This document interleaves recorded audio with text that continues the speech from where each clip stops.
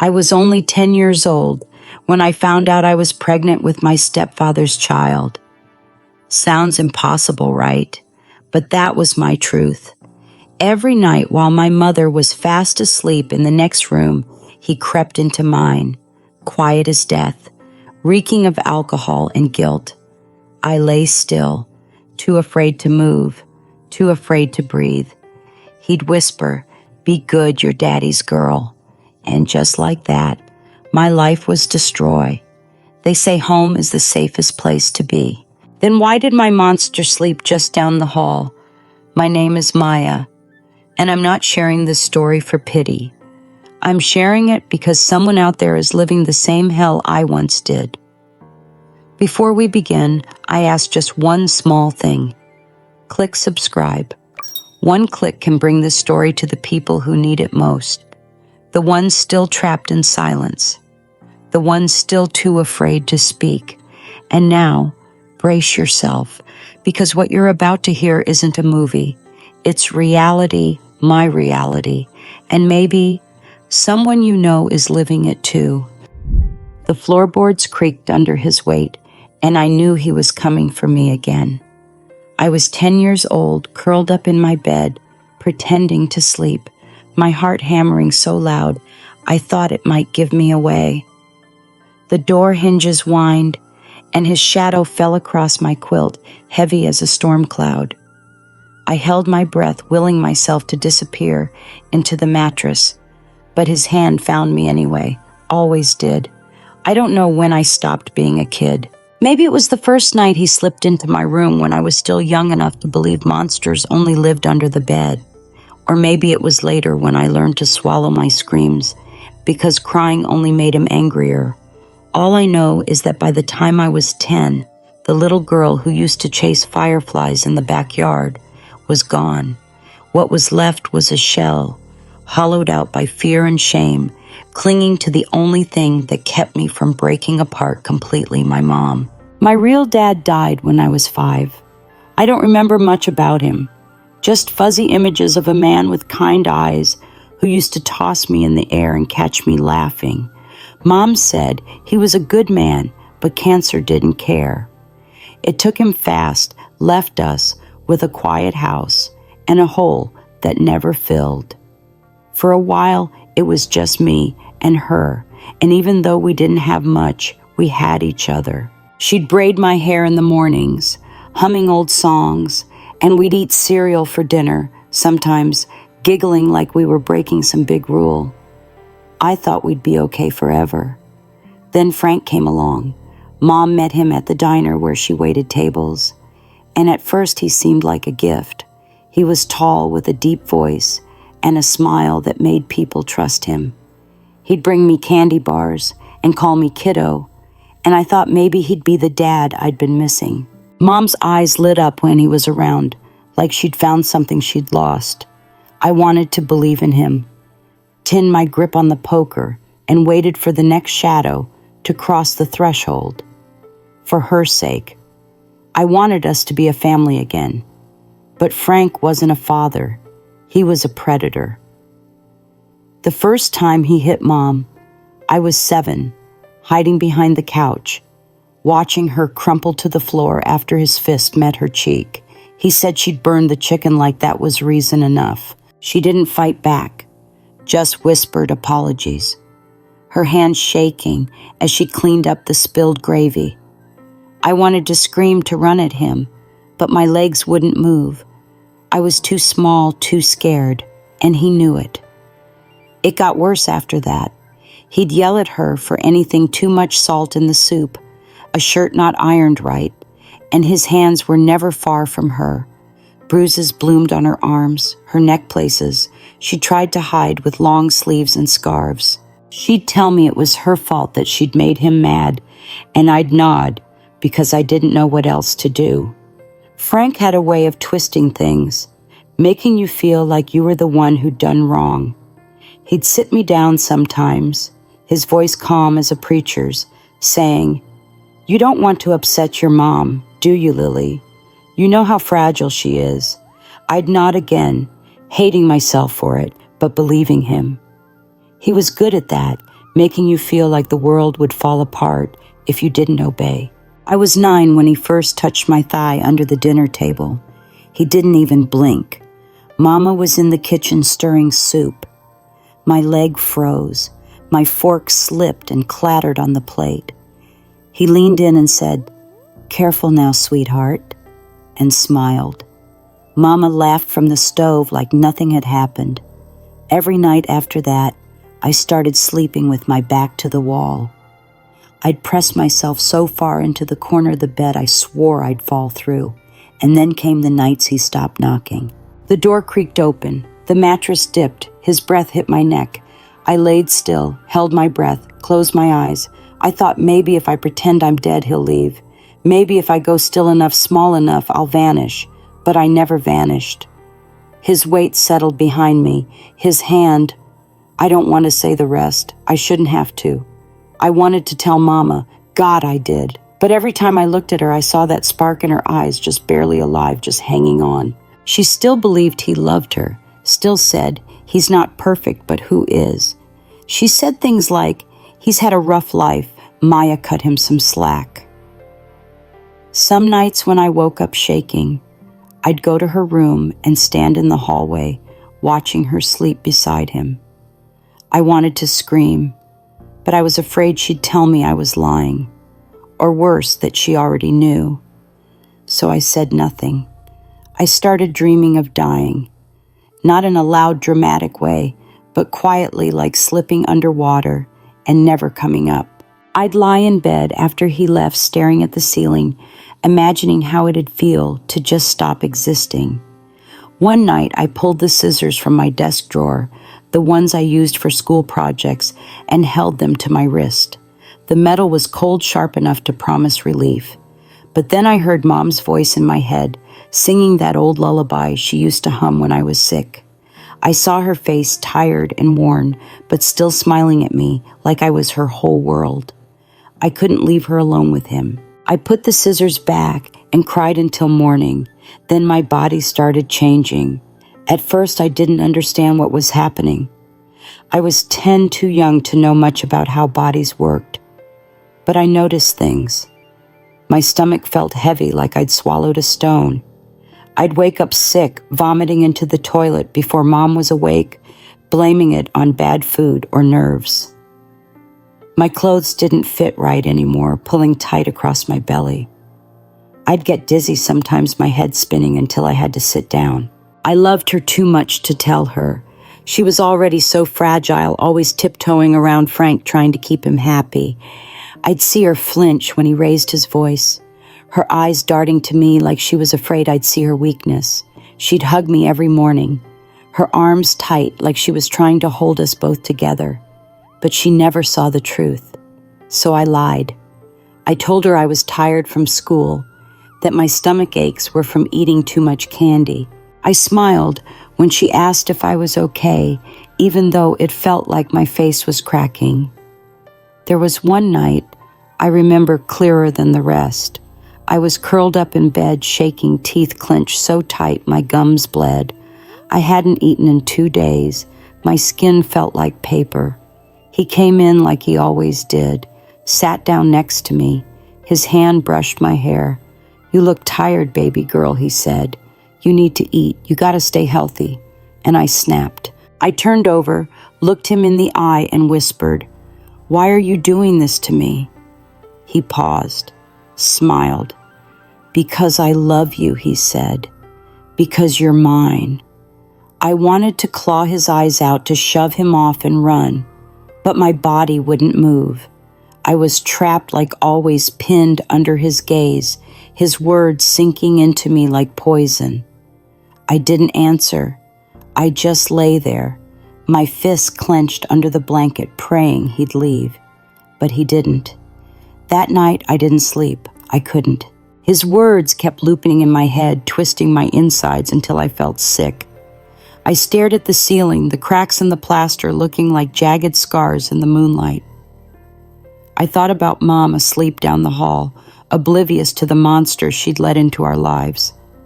I thought about the baby growing inside me, a secret I didn't ask for, a weight I couldn't carry much longer.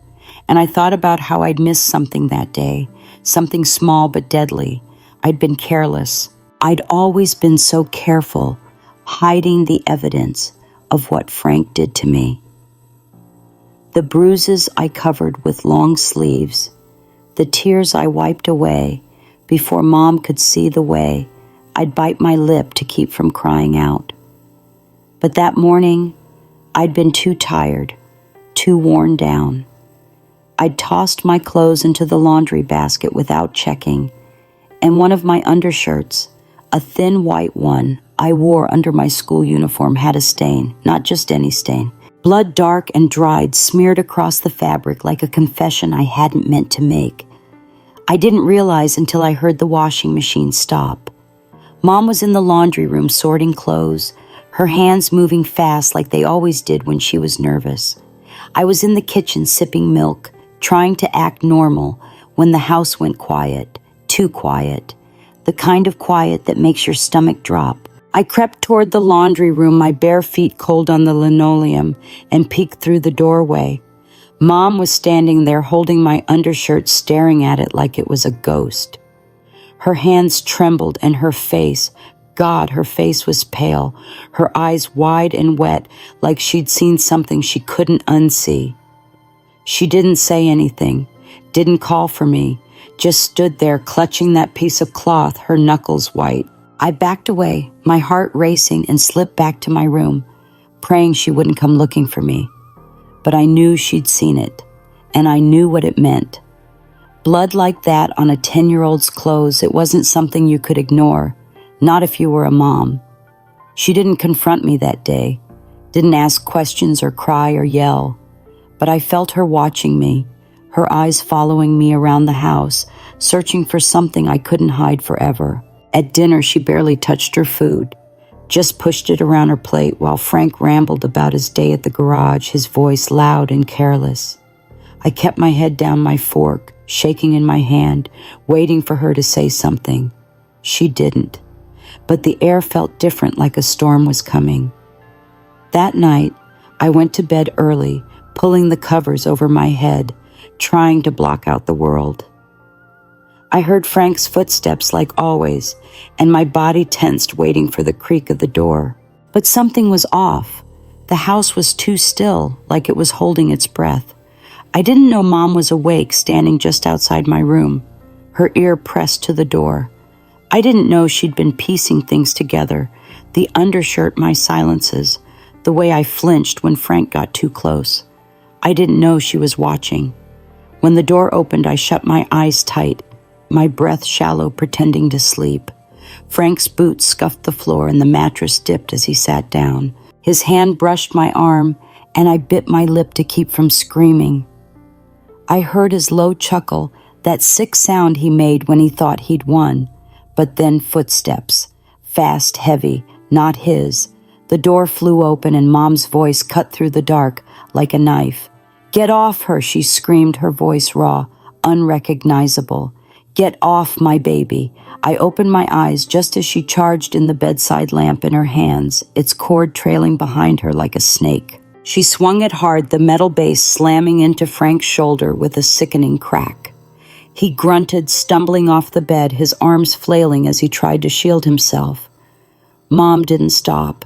She swung again this time, catching him across the back, the lamp's bulb shattering against his spine. Glass rained onto the floor, glittering in the moonlight. "You bastard," she yelled, her voice breaking with rage and pain. "What did you do to my Maya? What did you do to my girl?" Frank staggered, his face twisted in shock, but he didn't fight back, not yet. He lunged for the door, shoving past her, his boots crunching on the broken glass. Mom swung one last time, the lamp grazing his arm, tearing his sleeve. He didn't look back, just bolted down the hall, the back door slamming as he disappeared into the night. Mom dropped the lamp, her hands shaking, and ran to me. I was curled up in the corner of the bed, my knees to my chest, too stunned to move. Her arms wrapped around me, pulling me close, her breath hot and ragged against my hair. "Oh, Maya," she whispered, her voice cracking. "Oh, my baby, I'm so sorry." I didn't cry. I couldn't. My body felt like stone heavy and cold, like I was watching it all happen to someone else. I looked at her, her face streaked with tears, her eyes wild with a mix of fury and heartbreak. "I'm sorry," I said, my voice barely a whisper. She shook her head, her hands cupping my face. "No, baby, no. You don't apologize. Not for this. Never for this." She held me tighter, like she was afraid I'd slip away, her body trembling against mine.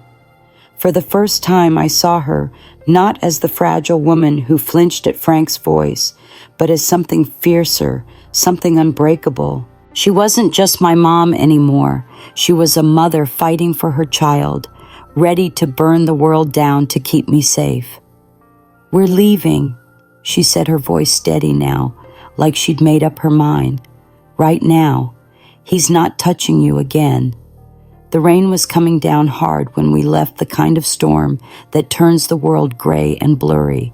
I grabbed my coat, my feet bare, my sneakers forgotten in the rush. Mom stuffed my bloody undershirt into her purse along with her phone and her wallet, her hands moving fast but sure. We didn't talk as she started the car, the wipers slapping against the windshield. At a red light, she reached over and grabbed my hand, squeezing it so tight it hurt. I didn't pull away. The police station was a squat, ugly building, its lights harsh against the dark. Mom parked crooked, not caring, and pulled me out of the car, her arm around my shoulders like a shield. The rain soaked us both, my hair sticking to my face, but she didn't slow down. She pushed through the station's doors. Her jaw set, her eyes burning with a fire I'd never seen before. The officer at the desk looked up, startled, as Mom leaned forward, her hands flat on the counter. "I need to report my husband," she said, her voice clear and sharp, cutting through the hum of the station. "He's been raping my daughter for months." The words hung in the air, heavy and final like a judge's gavel. The officer's face changed, his eyes flicking to me, then back to Mom. I stood there, my hands shoved in my pockets, my body numb but my heart racing. Mom's hand found mine again, her fingers cold but strong, and I knew she wasn't letting go. The police caught Frank by sunrise. His truck stalled out on a back road, whiskey bottles rolling across the floorboards. They said he didn't even fight when they cuffed him, just sat there with that same sick smile, like he knew something they didn't. I heard the news from the hospital bed, where they'd taken me after Mom's statement at the station. The doctor's hands were gentle but cold, prodding my stomach, my arms checking for bruises and worse. I stared at the ceiling, counting the tiles, trying not to feel anything. But when she came back with the test results, her face soft but serious, the truth hit me like a punch. "Maya," she said, sitting beside me, "you're pregnant, about 12 weeks along." I froze. I'd known deep down, but hearing it out loud made it real. Too real. I was 10 years old, barely able to understand my own body, and now there was a baby inside me, a piece of him growing like a weed I couldn't pull out. My throat closed up, and all I could do was nod my hands, twisting the hospital gown. Mom was in the corner, her face crumpling like tissue paper. She didn't cry, not yet, but her eyes were red, her hands clenched so tight her knuckles looked ready to split. "This is my fault," she whispered, her voice breaking. "I let him in. I let him do this to you." She pressed her hands to her face, her shoulders shaking, and I could tell she was falling apart inside. "I should have seen it. I should have protected you." I wanted to tell her it wasn't her fault, that Frank was the monster, not her. But the words wouldn't come. I just sat there, staring at the IV in my arm, feeling like I was drowning in a room full of air. The doctor talked about options, ending the pregnancy, keeping it what it'd mean for a kid my age. Mom's head snapped up when she heard termination, her eyes desperate. "We need to end it, Maya," she said, leaning close, her voice low and urgent. "You're too young. You can't go through this. It's not right."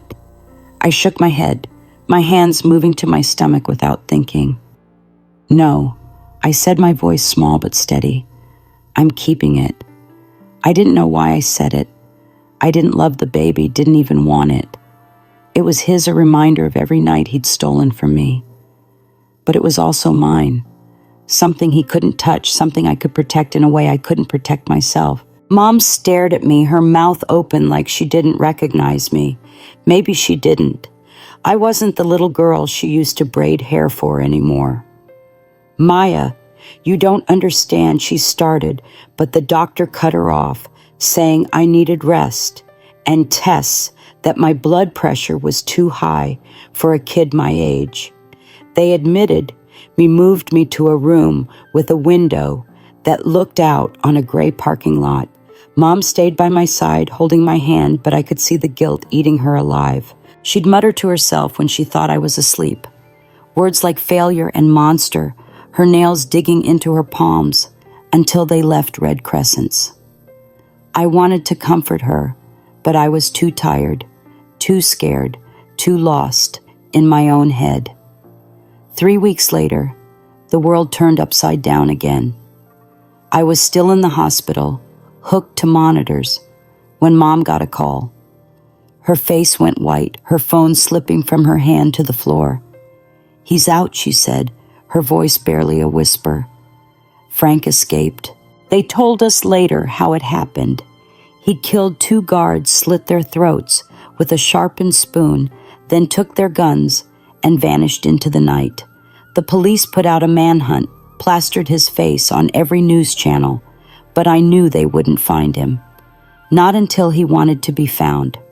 Mom tried to stay strong, but I saw her hands shake every time a nurse walked in, her eyes darting to the door like he might burst through it. The hospital put a cop outside my room, a guy with a buzz cut and a bored look, but it didn't make me feel safe. Nothing did. I started sleeping with a kitchen knife under my pillow, one Mom had smuggled in from home. I'd lie awake at night, my heart pounding, listening for his footsteps, his voice, that low chuckle that haunted my dreams. Every shadow was him. Every creak was his boots. I'd clutch the knife so tight my hand ached, my eyes glued to the window waiting for his face to appear. Mom was a wreck. She'd taped alarms to every door and window in the temporary apartment. They'd moved us to a cramped place that smelled like mildew and old cigarettes. She barely slept, her eyes bloodshot, her hair unwashed. He's not getting to you, she'd say, over and over, like saying it enough would make it true. But I could see the fear in her, the same fear that was choking me. One night, I fell asleep despite myself, the hospital's hum lulling me into a restless daze. The knife was under my pillow, my hand loosely curled around it. I don't know how long I was out, but something woke me, a shift in the air, a faint smell of antiseptic and sweat. My eyes fluttered open, and there he was standing over me, dressed in a doctor's coat, a stethoscope around his neck. Frank. His face was gaunt, his eyes wild like a dog gone rabid. Before I could scream, his hand clamped over my mouth, and I felt the cold bite of a blade against my throat. "Shh, Maya," he whispered, his voice low and jagged, his breath hot on my face. "You didn't think I'd let you go, did you?" His eyes gleamed not with anger, but with something worse, madness, like he'd crossed a line he couldn't come back from. The knife pressed harder, a thin sting of pain where it nicked my skin. I froze my body, screaming to move, but my limbs were lead. The baby kicked a sharp jab in my gut, and I whimpered, my hands clutching the sheets. He leaned closer, his smile twisting. "You're mine, baby girl. You and that kid in you. Nobody's taking you away." I tried to scream, but his hand muffled it, his fingers digging into my cheeks. I thrashed my legs, kicking under the blanket, my hand fumbling for the knife under my pillow. My fingers brushed the handle, but he was faster, pinning my arm with his knee, the blade at my throat trembling with his rage. "Don't make me hurt you," he hissed, his eyes darting to the door like he knew his time was short. The door swung open, and Mom's voice broke the air. "Maya, I got your favorite double cheeseburger with fries." She was smiling, holding up a greasy paper bag, her face lit with a rare moment of hope. Then her eyes landed on Frank, on the knife on me, and the bag fell, burgers and fries spilling across the floor. Her smile vanished, replaced by a look of pure horror. "Frank." She screamed, her voice raw, and she charged, no hesitation, no fear. She grabbed the IV stand, swinging it like a bat, the metal pole crashing into his shoulder. He grunted, the knife slipping from my throat as he turned to face her. I scrambled back, my hands shaking, blood trickling down my neck from the shallow cut. Mom swung again, the stand smashing into his side, but he was bigger, stronger. He grabbed the pole, yanking it from her hands, and shoved her hard. She stumbled, hitting the wall, her head cracking against the plaster. "Mom," I screamed, my voice finally breaking free. I lunged for the knife on the bed, my fingers closing around it. Frank turned back to me, his eyes blazing, but Mom was already up, blood dripping from her forehead. She threw herself at him, her nails raking his face, her screams feral. "You won't touch her. Not again," he roared, shoving her off, and raised the knife. But I was faster. I swung my blade, catching his arm, blood spraying across the sheets. He howled, dropping his knife, and I stabbed again, wild, desperate, not caring where I hit. Mom grabbed a tray from the bedside, smashing it into his head, the metal clanging as he staggered. We were a blur of rage and fear, fighting for each other for survival. The door burst open, cops flooding in, guns drawn. "Drop the weapon," they shouted, but Frank didn't listen. He lunged at me, blood streaming down his face, his hands reaching for my throat. A gunshot cracked, then another. He jerked, blood blooming on his chest, his leg, and collapsed his body, hitting the floor with a sickening thud. He was still alive, gasping, his eyes locked on mine, filled with that same twisted hate. Mom pulled me into her arms, her hands shaking, blood smearing between us. "You're okay, baby," she sobbed, her voice breaking. "You're okay." I clung to her, my body trembling, the knife still in my hand, slick with his blood. The room was chaos. Cops yelling, nurses rushing in, the smell of gunpowder, and blood thick in the air. They dragged Frank out, his screams echoing down the hall, weaker now, but still alive. The cops said he'd go back to prison, that he'd never get out again, but I didn't believe them. As long as he was breathing, he'd find a way. I looked at the officer wiping blood from his boots and said, my voice flat, "He needs to die." Mom and I stayed in the hospital, her in a bed next to mine. Both of us patched up, her with stitches on her forehead, me with a bandage on my neck. I lay there, my hand on my stomach, feeling the baby move, wondering why I'd fought so hard to keep it. I didn't love it, not yet, but it was mine, a piece of me that Frank couldn't take. Mom reached for my hand, her fingers cold but steady, and I squeezed back, knowing we'd face whatever came next together. The nightmares didn't stop, but they got quieter. I'd wake up sometimes, my heart pounding, Frank's voice still echoing in my head, his knife at my throat.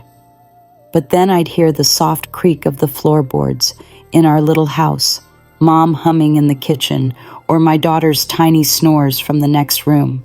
Those sounds pulled me back, reminded me I wasn't in that hospital bed anymore. Wasn't that scared 10-year-old girl hiding under the covers. I was alive, and so were they. After Frank's last attack, we moved to a small town, a few states over, a place with wide fields and neighbors who waved but didn't pry. The police kept tabs on him. He was locked up tight. They said no chance of parole after what he'd done. I didn't trust it, not fully, but I learned to live with the fear like a bruise that never quite fades. Mom and I settled into a rhythm, leaning on each other, rebuilding what he'd broken. I gave birth in the spring, just shy of my 11th birthday.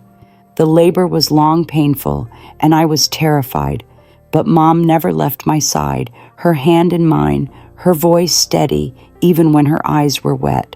When they placed the baby in my arms, a girl small and pink with eyes that looked right into me, I didn't know what to feel. She was his, but she was mine too. I named her Grace because that's what she felt like, even if I didn't understand it yet. Mom and I raised her together in that little house, 3 women carving out a life from the wreckage. Mom swore off men, said she'd had enough of trusting the wrong ones. "You and Grace are all I need," she'd say, her voice firm, and I believed her. I felt the same. The idea of letting someone close, of risking that kind of pain again, made my stomach twist. We were enough, Mom, me and Grace, our own kind of family, scarred but whole. The early years were hard. I was a kid raising a kid, my body still growing while I learned to change diapers and soothe midnight cries. Mom took on extra shifts at a diner to keep us afloat, coming home with sore feet and a tired smile, always slipping a few bucks into a jar for Grace's future. I went back to school when Grace was 2, sitting in a classroom full of kids who didn't know my story.